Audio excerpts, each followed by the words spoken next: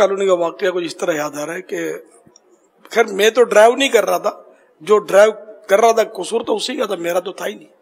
तो गाड़ी टकरा गई थी, ये मैंने देख लिया था, और गली थी तंग, शायद उसने खड़ी हो सकता है गलत जगह पर की हो, खुदा बेहतर जाने। कि अब मेरे साथ हाजी उबैद रजा भी थे, तो मैंने फिर ये कि घर करीब ही था, हमारे मोहल्ले का ही वाकया है, तो मैंने हाजी रजा को भेजा था। मैंने कहा यार जाओ और इसको अगर कोई नुकसान हुआ तो इसकी पेमेंट कर दो, जो भी है वो तरकीब बना के आ जाओ। तो ये रजा उसके पास गए थे और वो तो बहुत मुतासिर हुआ, खुश हुआ पड़ोसी, और वैसे नहीं लिया उसने, नुकसान पहुंचा था शायद उसकी गाड़ी को, और माफ कर दिया। ये किस्सा था। अगर मतलब हम ना भी जाते तो वो हमारा बिगाड़ क्या लेता है यार, इतनी बड़ी तहरीक, इतना असले वाले मेरे साथ गार्ड और ये वो, तो बोले यार, लेकिन उसके दिल में नफरत हो जाती।